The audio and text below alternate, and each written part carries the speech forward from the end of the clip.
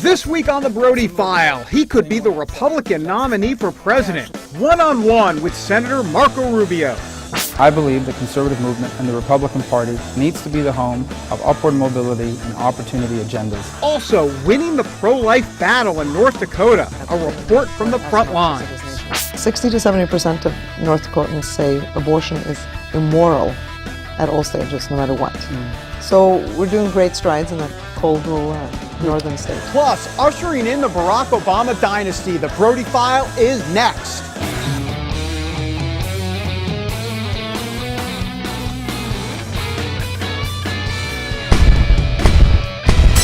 And welcome everybody to another edition of the Brody File. We are in the studio again. I got to tell you, memo to the producer, Tracy, hey, we got to get out on the road again soon. It is time to get the Brody File band cranked up so we can let the good times roll and start singing on the road like these guys. Well, I had the time of my life. No, I never felt this way before. Never felt. Yes, I swear it's the truth, and I owe it all to you. Now, those are good times right there. We're looking forward to that. In the meantime, we begin this week with a man who could be president of the United States. No, not Matthew McConaughey. Wrong slide. Can we get another slide up? Sorry. It's this guy, Senator Marco Rubio from Florida. He's polling well in preliminary 2016 presidential polls. That's tough to say. All this despite tripping up on immigration reform, a move that landed him in some hot water with conservatives. Still, if he runs, which seems likely, he is going to be a formidable opponent for any GOP runner out there, or front runner at least. Here are a few clips from our interview with the senator where he talks about 2016 immigration reform and a new UN report that was critical of the Catholic Church. I have a job right now, and I need to focus on doing that job, and I believe if you do a good job at whatever job you have other opportunities to continue to do that job, to do a different job, to move into a new career field. I don't know. We'll make that decision next year because I have to decide whether to run for re-election or not. Here's what I can tell you, and that is that I believe the conservative movement and the Republican Party needs to be the home of upward mobility and opportunity agendas. And that's what I hope to be a part of, along with many of my other colleagues that are focused on that. If you look at the record of the last 5.5 years under this president, poverty has gotten worse, opportunity has been diminished, and the middle class feels like it's running in place. We need to change direction fast if we hope to save, restore, and grow and expand the American dream. When you say we have to change, this Republican Party, there seems to be a void, if not talking about it, trying to project it and communicate it. Well, I don't think there's a void in terms of the policy community. Right. There are a lot of reformer conservatives out there that are coming up with these ideas. We need to put them in practice and communicate to people that we have limited government, free enterprise answers to the challenges they're facing in their daily lives. The single biggest problem that we're running into in making any progress, and rightfully so, is that people believe that no matter what you put in this law, from an enforcement perspective, the president and his administration will not enforce the law. So what they say to me is, we understand we've got to deal with the people that are here illegally, but if you don't enforce the law, you're going to have the same problem in the future. And they do not believe this president and his administration is willing to enforce the law. And when you look at what's happened over the last year since we had this debate in the Senate, the IRS scandal, Benghazi, the unilateral application of what he wants to do in Obamacare and ignoring other parts of it, the State of the Union where he bragged about all these executive orders that he's going to do over the Constitution, over the head of members of Congress. People are right, it's right for people to feel that way. So I think the single biggest impediment to immigration reform is the Obama administration's willingness to ignore and fail to apply the law. You have taken a lot of political hits from inside the conservative ranks, if you will, because of your stand on immigration. Do you regret that at all? No, I think it's the right thing to do to try to solve it. And I came up here to solve an issue and to try to solve a problem and to get the conversation moving on it. What I regret is that in the last year, this administration has gone forward with unlawful, unconstitutional acts that has made it harder not just to solve immigration, but to do tax reform, to promote trade agreements that will expand our economic opportunities on a host of issues. We can't make progress in this country because people look at this administration as either incompetent or lawless. The United Nations counts as its members some of the worst human rights violators on the planet. And instead of focusing on the death camps and prison camps that exist in North Korea, the systemic rights abuses that exist in China, all these horrible things that are happening all over the world, they are preaching to a church about its social teachings. Apart from the issue of the clergy, they are telling the church, by the way, stop defending life and stop defending traditional marriage. Who is the UN to be saying this? This organization that's basically rendering itself irrelevant, where some of the worst human rights violating countries on the planet have an equal vote as the United States and other countries that actually respect freedom and human rights. That is Marco Rubio here on the Brody File. Well, if Rubio does run for president, he could be joined by some prominent governors like Wisconsin Governor Scott Walker, New Jersey Governor Chris Christie, or former governors Jeb Bush and Mike Huckabee.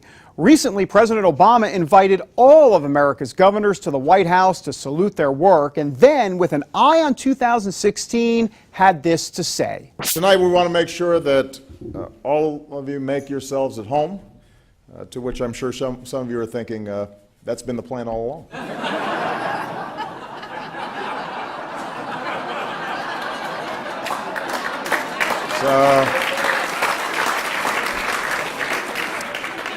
But keep in mind what a wise man once wrote, I am more than contented to be governor, and shall not care if I never hold another office. Of course, that was Teddy Roosevelt. Barack Obama, comedian and commander-in-chief. All right, coming next, the hit movie 12 Years a Slave. We look at the moral and religious ramifications of the Oscar-worthy film. That's next. And we are back on the Brody File. Well, look, it's Oscar season, and this year's movies are filled with plenty of religious, political, and moral storylines. So it is time for our Brody File movie review segment, and who better to turn to than our movie aficionado, John Jessup. Welcome to John's Movie Corner. What do you think of that? That was a great graphic. That's impressive. John Jessup joined us here. Going to be a regular feature doing movies. You've come dressed. I like. Hang on. Without the tie? Yeah, no. This is nice. But let me just try to. How's this? Much better. It's Siskel and Ebert here. All right, John. Look, 12 Years a Slave, a really remarkable movie, and I want you to obviously chime in on it here. But let's run a clip first and show people a little bit what we're talking about. Went down to the river Jordan. And that servant that don't obey his Lord shall be beaten with many stripes. That's scripture. The condition of your laborers, it's all wrong. They're my property. You say that with pride. I say it as fact. Drink! Man does how he pleases with his property. You come here. I say come here! Days ago, I was with my family in my home. Now you tell me all is lost. If you want to survive, do and say as little as possible. We have both seen this movie. It's compelling from the beginning.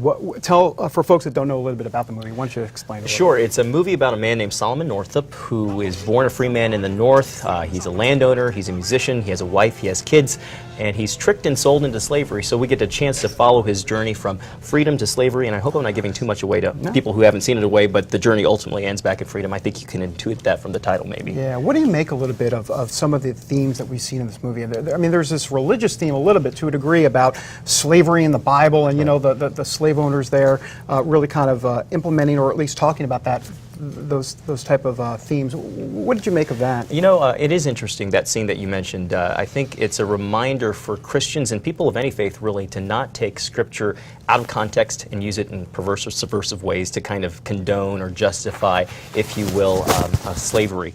But there are other scenes, other moral scenes. I think one of the things that stuck out to me most was the scene between Solomon Northup and the character played by Brad Pitt, where they talk about injustice for one is injustice for all. So there are several resounding themes that I think strike any audience when it comes to morality or even Christian values. Now, I remember when we talked about this in the office, if you will, about some of the divergent views. You know, in other words, there were views that you had that may have differed from some of the folks that you went to see this movie with. I'm curious as to what were some of the range, the spectrum on this was. Well, I went to go see it with 3 friends, and you know, some of the reactions are very real and very palpable. One of the emotions that one person had was to get very angry, and I thought that was a very real reaction. But I remember telling that friend, look, I think this movie is a call to action, if you will.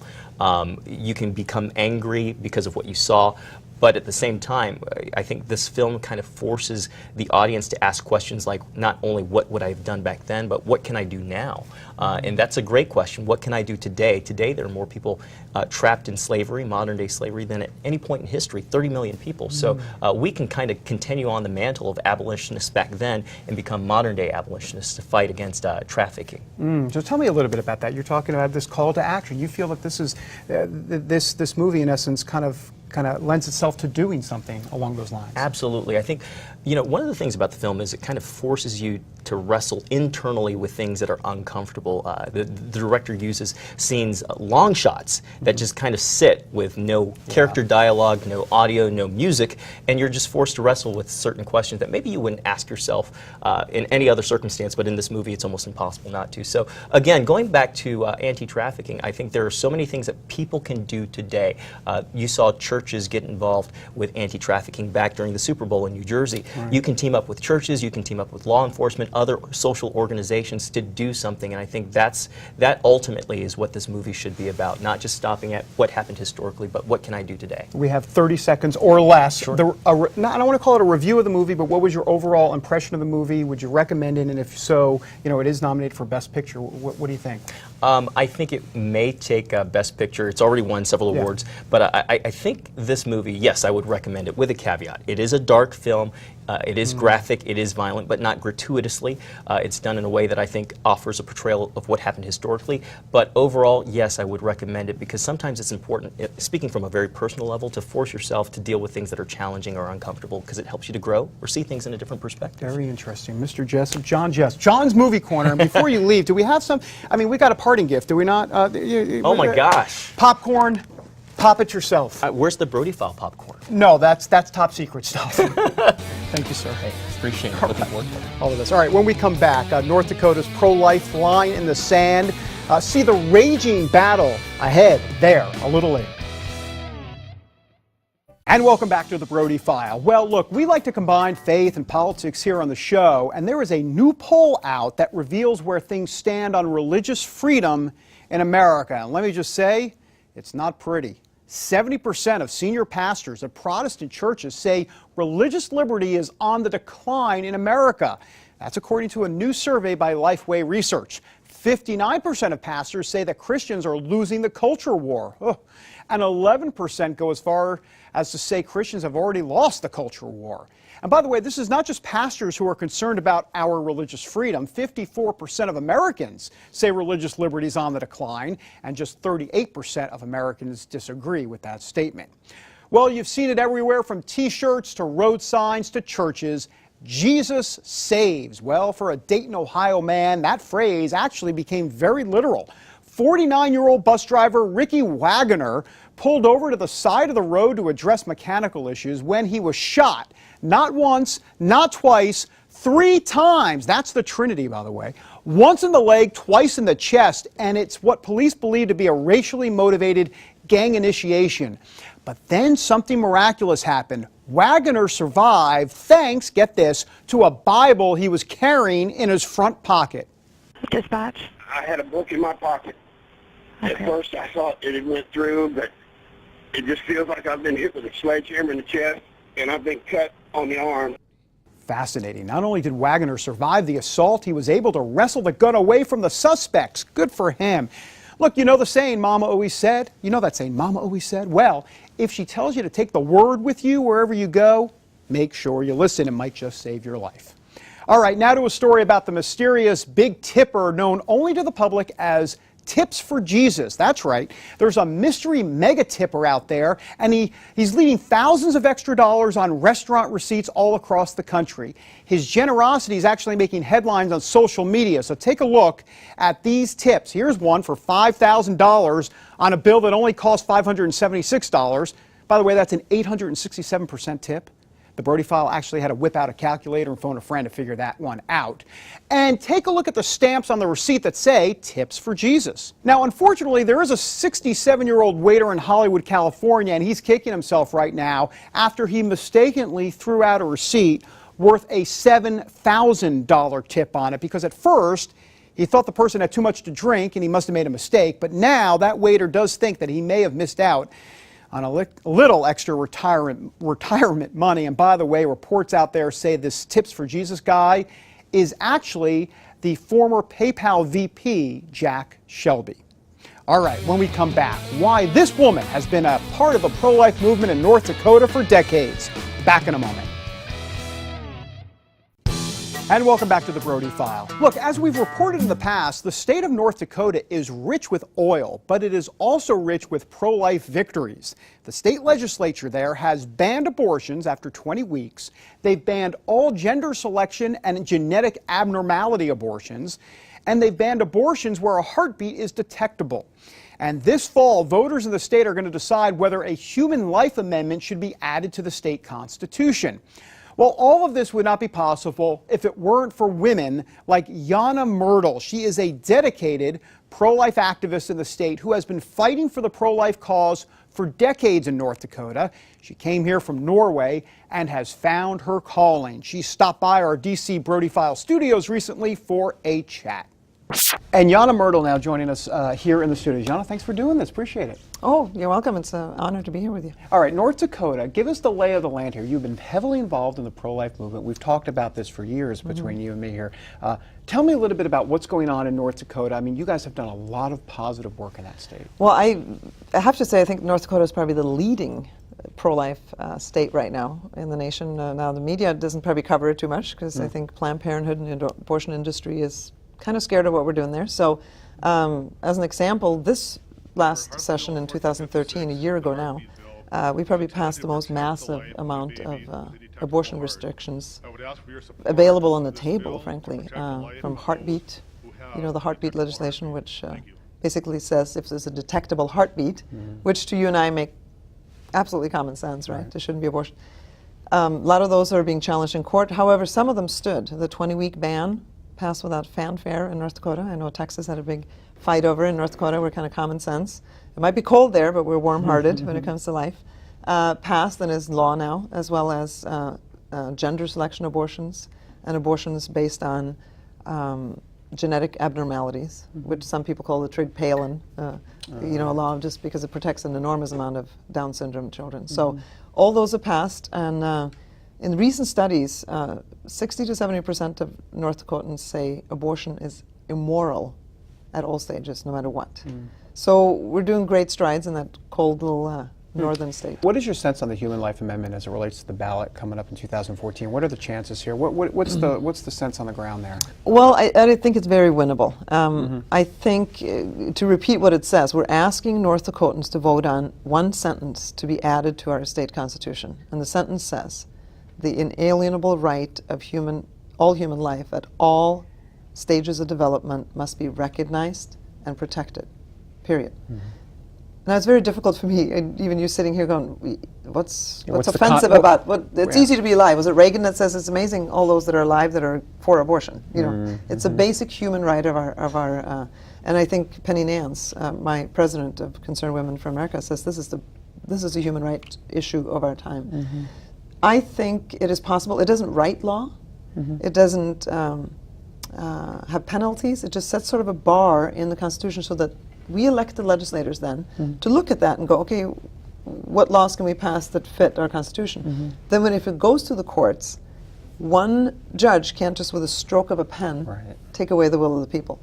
Well, what is the end game here? Is this a national end game, end all abortion, overturn Roe v. Wade, or is this systematic in nature as it relates to, making the compelling case state by state and then kind of building from there? You talked about strategy before, and maybe there's some disagreement here on strategy. There is disagreement, and that's okay. Right. I mean, you have a family reunion. There's people, cousins you don't want to see, right? So there's always Yes, going to be there are. Yes, there are. There's always disagreement, and I've never worried about that because I just think the Lord gives us all a tool and a vision. For me, I'm a very state rights person, so I think state by state is where we're going to win this. We're sitting here in Washington, D.C. We're sitting with a Supreme Court that just recently was unwilling to see the 20-week ban, which, again, doesn't worry me. I think we need to take it person by person, state by state. And I know in the pro-life movement you have some groups that want it's all or nothing. We were on Capitol Hill yesterday working for the 20-week ban. Of course I want all or nothing. But I think a war, if you will, is one acre at a time, is territory at a time. And we've given the whole territory away in 1973. We have gained an enormous amount of territory back. And let me also say this, David, it's about each of those pregnant women that find themselves in a crisis pregnancy. It's about women, it's about the unborn child. But I always say I'm pro-value, because God values that woman as highly as he values that unborn child, and we need to reach out to both. And I think in 40 years, the crisis pregnancy centers, the adoption agencies were doing that. And so by saying life is precious, human life is basically the seminal, foundational, I don't even know how to say it, how foundational that right is. You don't have any rights unless you have that right. And I think the American people are on board with us, and yeah, I think it's winnable. Be fasting and praying, because this is a tough one.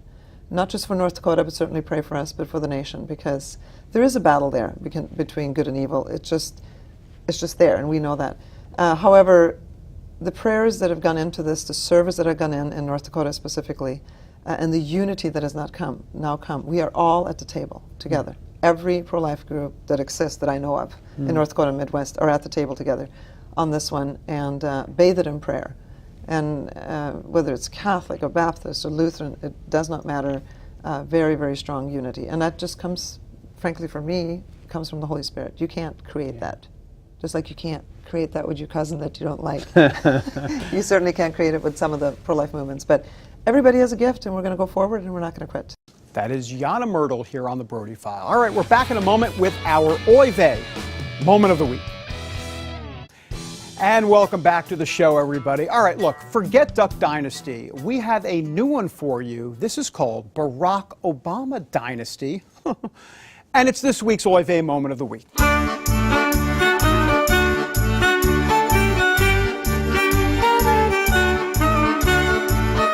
All right, well, get this. This guy, Dominic Recchia, is running for a congressional seat in New York City. And so while other candidates are distancing themselves from President Obama, Recchia is doing the exact opposite. Listen to this. And let the future begin of the Barack Obama dynasty, because that's what it's about to become. The dynasty of Barack Obama. Ladies and gentlemen, let's go out there, unite together as all Americans. Ah, yes, Barack Obama dynasty. First, there was the famous Dynasty show back in the 70s, and then there was Duck Dynasty, and, well, and now Barack Obama dynasty. Oy Gewalt. All right, that does it for this time, or this week. Until next time, everybody, God bless, and have a great day.